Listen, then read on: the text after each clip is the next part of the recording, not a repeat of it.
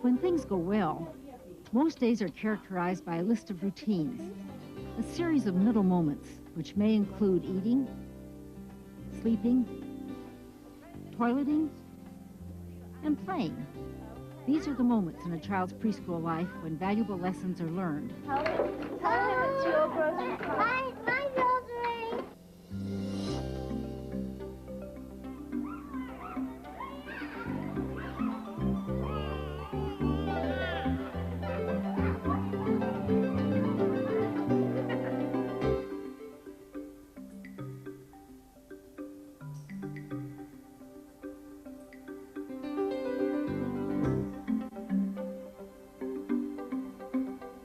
Hello, I'm Joanne Hendrick, author of The Whole Child, and your guide to this video series.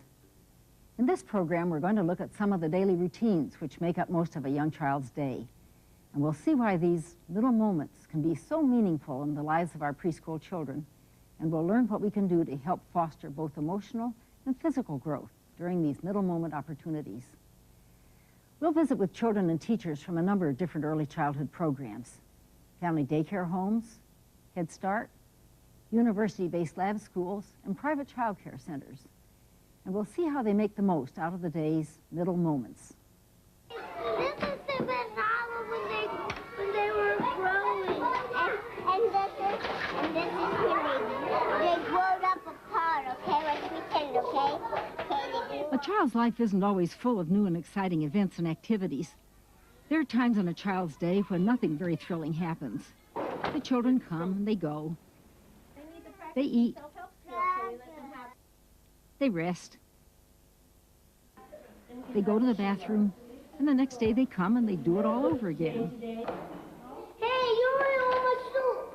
But sometimes children, like adults, can lose control. Right in the middle of what should have been a normal, typical moment, things go to pieces.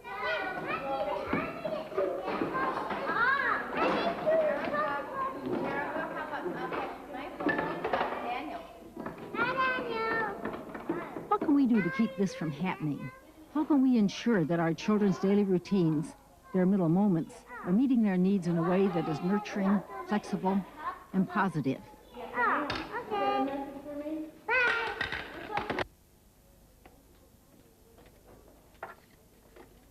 The rest of your friends are in the lunchroom. Can I go and put up the stuff? Sure, go right ahead, Mom. How are you doing today? Fine, hi. Camille and Brian's medicine, the same one? Mm-hmm. And thanks for finding it for me. Okay. Daily routines make up the backbone of a child's early experiences. How we handle these tasks not only sets the tone for the rest of the child's day, but it also lets the child know she's being nourished and well cared for. Here you go, Precious. Good morning to you. Good morning, good morning, good morning to you. Our day is beginning. There's so much to do. Good morning, good morning, good morning to you. There are several principles we can put into practice when we set our schedules, provide meal and snack times, help children separate from their parents, begin nap time, and take care of our young children's toileting needs. Right, if you don't like something, say no, thank you. Learning takes place during daily routines. Daily routines provide wonderful opportunities for a child to learn more about herself, the world, and other people. Hey, thanks, yeah. This is some on the floor over there. Daily routines offer children a sense of stability, a feeling of warmth and caring from the teachers. Can you bring the green and the yellow paint to the table here? Our challenge is to develop appropriate daily routines for children which offer them a sense of consistency and a healthy sense of security. At the same time, these routines should be flexible and responsive to the individual needs of each child. Sometimes Marcel's going to come out and join you, even though you didn't pick him to go on the mountain, and that's okay, because remember, why? What are we helping Marcel to learn? Yeah, and join us for circle time, okay? Because he's never had to do that before. So you guys are going to be what for him? Good job. Ready, guys? Here we go. Up on a mountain, 2 by 2. Up on a mountain, 2 by 2. Up on... I bet some of my friends ride their bikes in the springtime. I Do you? Yeah? And let's keep in mind how important consistent but flexible daily routines are to our children with special needs.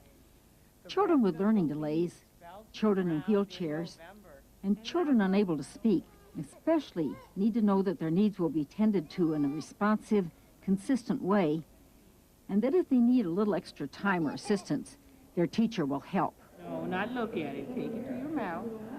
Good girl. Lay it down. Good girl.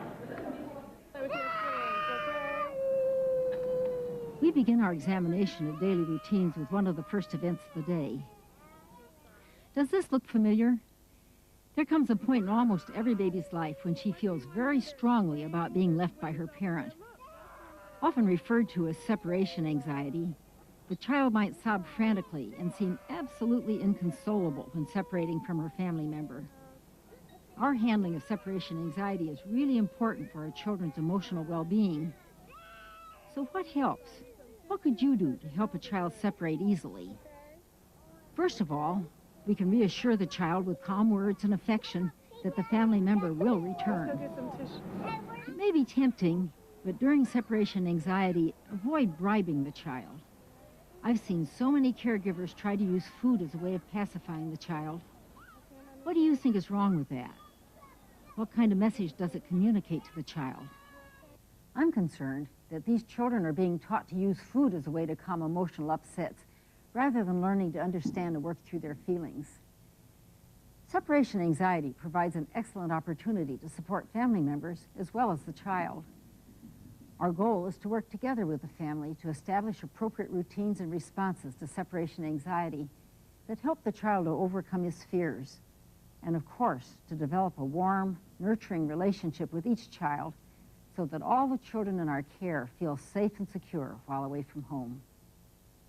Some practical things to do that make separating easier include arranging for the child to visit before spending the whole day, encouraging the parent to remain until the child feels comfortable, making sure the family member tells the child when leaving and then sticks to the decision to leave, letting the child keep security objects such as blankets or stuffed animals, and, if the parent is very concerned, suggest they phone later for a report on how the child is doing.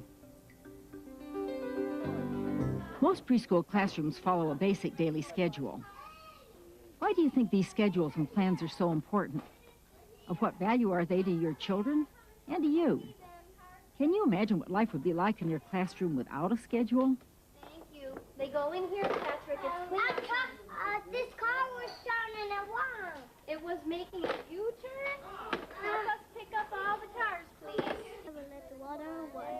Oh, I was washing my teeth. Among other things, a schedule can help ensure the consistency that young children need, and it can also help us make sure that all areas of development are encouraged through planning a wide range of activities. Yay.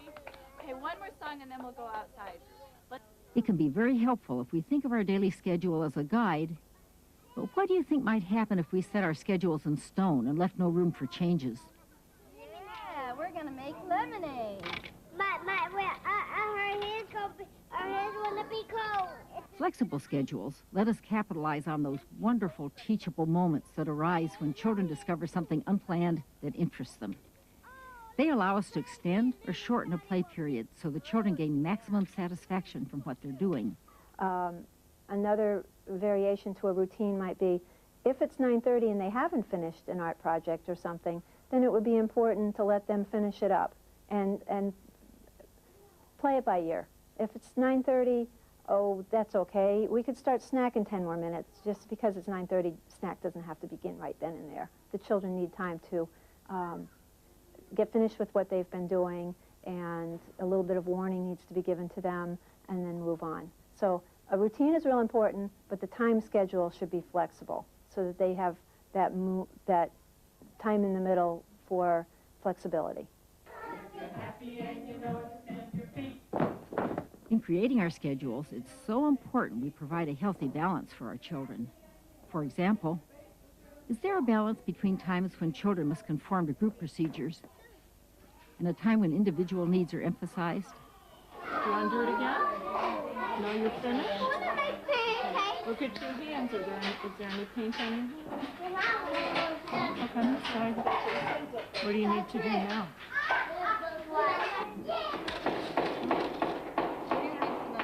Is there a balance between quiet and noisy activities? A balance between indoor and outdoor activities? That's his job. He's the pin setter and he's the ball returner. Now you can ask him. Put the ball on the table. I help you. I think it gives them a sense of security to know what's going to happen next. It gives them a sense that they're in control. And once they have that sense of security, they're able to deal with flexibility better. And I also, again, when there's change in routine, I really try hard to prepare them for that change, because they do become creatures of habit. So if we've run overtime and we're not going to have time for small group and we're going to transition right into snack, you know, at the end of large group time, I usually say to them, something different is going to happen today, and then prepare them for the change, and that's always helpful.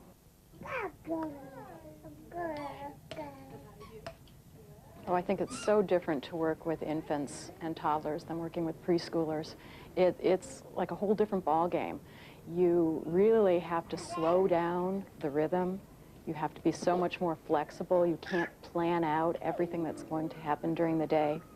And you have to be very sensitive to what's going on. You have to pay attention to each baby, what they're doing. Do they need a diaper change? You can't plan out some elaborate activity because they're exploring the world. So you need to really follow them in their explorations, which means you have to be paying a lot more attention, I think.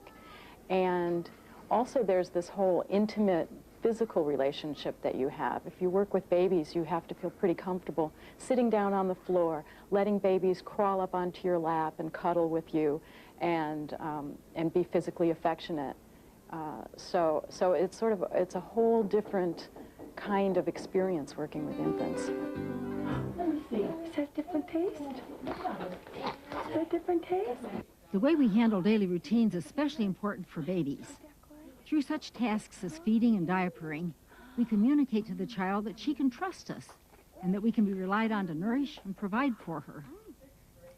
This special bond of trust is called attachment. Child psychologists assert that the trust and attachments that develop within the first 2 years of life can determine not only the emotional future of the child, but of the adult as well.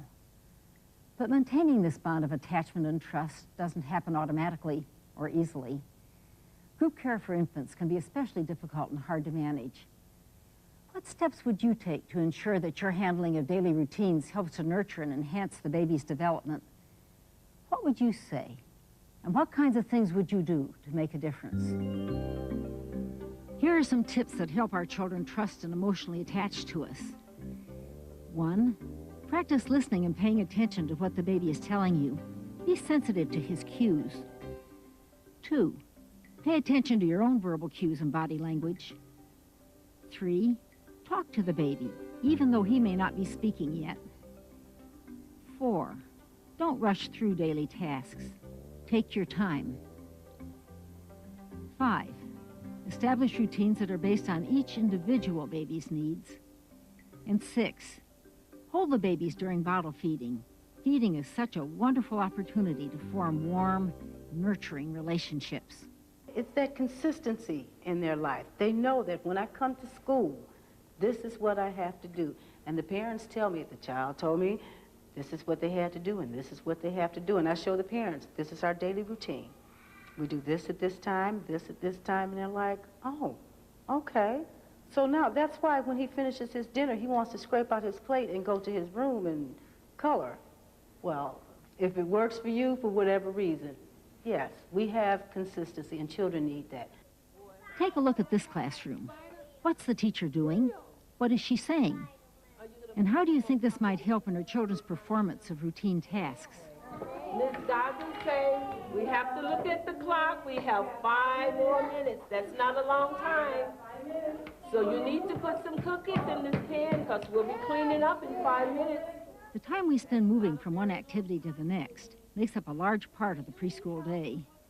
These transition times are important because they can make the day seem smooth and well organized or rushed and unpleasant. In addition to allowing a realistic amount of time for transitions to take place, it always helps to warn once in advance before making a change in activities. This gives the children a chance to finish what they're doing, and their cooperation is more likely. Why do you think it might also help to move the process along if we comment favorably about the next activity?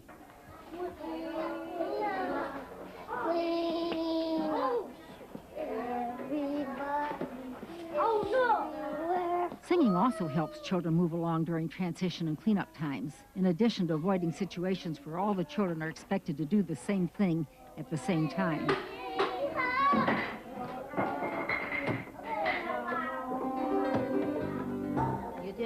You didn't like the egg? That's a hard-boiled egg, and they just cut it up. Did you try the noodle? Yeah. You tried the noodle? You didn't find it good? I don't like it. A few words about food and nourishment. All of us understand how important adequate nutrition is. Everyone doesn't have the same diet. So let's be especially sensitive to our children who are vegetarian, lactose intolerant, or who have other special religious and dietary needs. Let's talk to the families and find out firsthand which foods are appropriate and which are not. You're so happy. You have a full tummy now? Let's discuss feeding time in infants. Why do you think it's important that we feed a child when he's hungry rather than according to a schedule? The challenge is, of course, recognizing how each baby lets you know he's hungry. What signs should you look for to determine whether a baby is hungry and wants to be fed? It's very important that we establish open communication with parents about their infants' feeding and nutrition. Would you like some more? Look at Nancy. Children prefer plain, familiar food they can eat with their fingers. It's important that snacks vary from day to day, and that snacks, drinks, and desserts are nutritious rather than junk. Okay, let me tell you what we're having. We're having rice, we are having beans, and we are having greens and roll, okay? So I want you to try a little bit of everything. Let's go. I found that food is an excellent area for supporting multicultural experiences. When there are children at school from a variety of ethnic and cultural backgrounds, it's particularly crucial to include foods they like and that are familiar to them. Eating should be a positive experience. Let's look at some basic principles about meal times that will help keep it that way. 1. Children eat at their own pace. Some children eat faster or slower than others. Some youngsters eat more than others do. 2. Eating should be a pleasure, but tying foods together with behavior, either as a reward or a punishment, can sometimes cause eating disorders later on. 3. Eating should be a shared and cooperative experience with food served family style. Meal times should be a time to chat, enjoy, and help each other. 4. Meal times can encourage independence. Meal times are opportunities for children to be independent by making choices about food. 5. We should encourage children to taste everything, but let's be careful not to force them to eat. There's bears on it? Let me see those bears. What are those bears doing? Yeah. Why do you think toileting is an especially important learning experience for youngsters? What kinds of things do you think we can teach our children when they go to the bathroom? Oh, thank you. What a great help. What a great help. Down. Down, up, down. Through our handling of diaper changes, toilet training, and self-toileting, the children in our care learn about their bodies, social customs or attitudes, gender differences, and personal hygiene. Put some soap on. Yeah. I hear a plane. Is that a plane up there?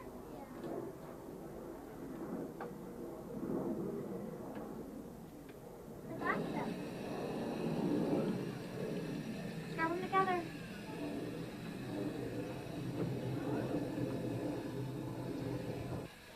Need to shut off the water. Is that the water? Shut it off. Show me how to do it. Show me how to shut it off. Most preschool children can be expected to go to the toilet when they feel the need, but once in a while, a child may have to be reminded to go. In encouraging self-toileting, it's important that we convey a positive attitude to the child, being careful not to shame or humiliate them. Not all children are ready to be toilet trained at the same age. Boys seem to take longer. Also, youngsters who are developmentally delayed may require extra time, patience, and reminding. To make accidents less traumatic, it always helps to have an extra set of clothing on hand, as well as a private place to change. Let's be sure we emphasize hand washing as a consistent part of the toilet routine and before handling food. Consistent hand washing is the most effective way to control illness. We can serve as role models for children by washing our own hands often before and after routine tasks. Mama, not so fast. Slow down. You've been a good little helper, but you are just too fast. That's okay. There's nothing like taking a break to recharge our mental and physical batteries.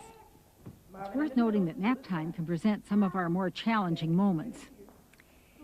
Nap time is one routine that can either convey warmth and security or stress and turmoil to our children. It's up to the child as to whether or not they sleep, but it's also our job to smooth the way for a more relaxed and quiet rest time.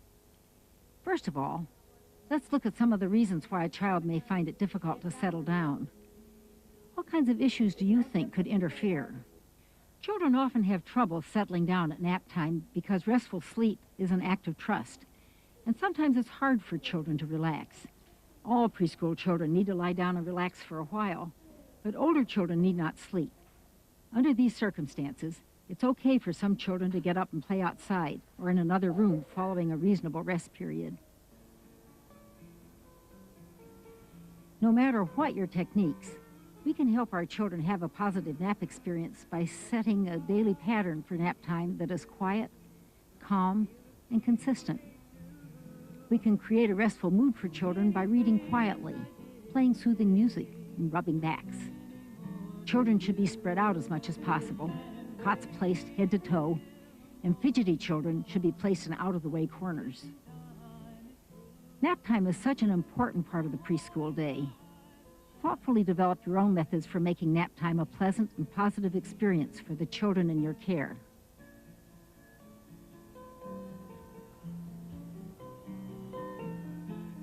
Some children won't sleep, and that's okay.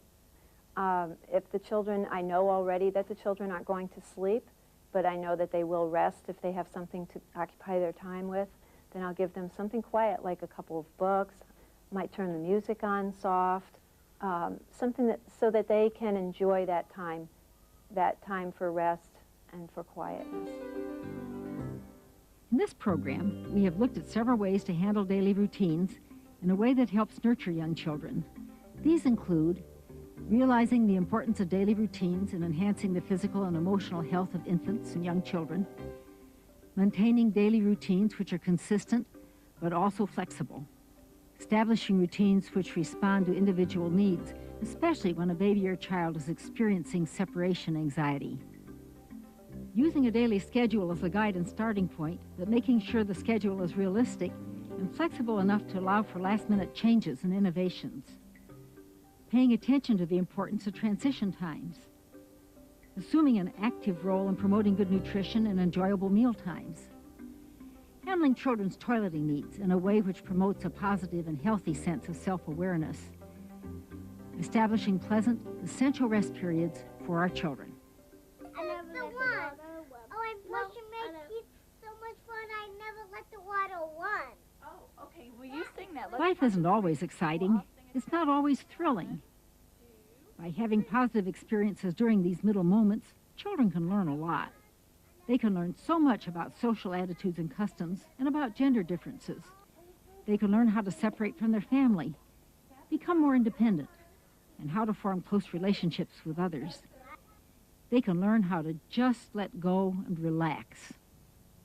Just because we must do them doesn't mean that routine tasks should be treated as chores.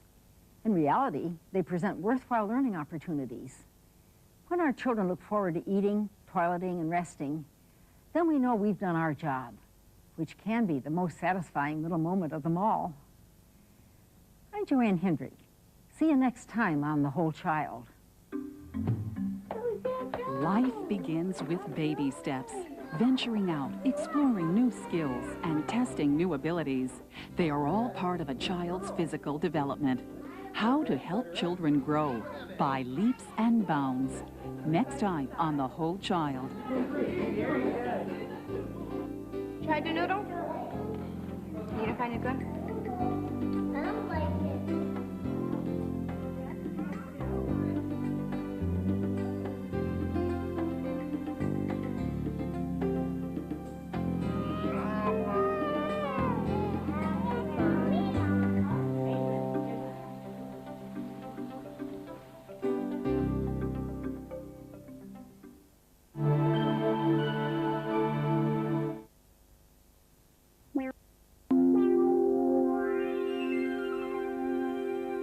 Funding for this program was provided by the Annenberg CPB project.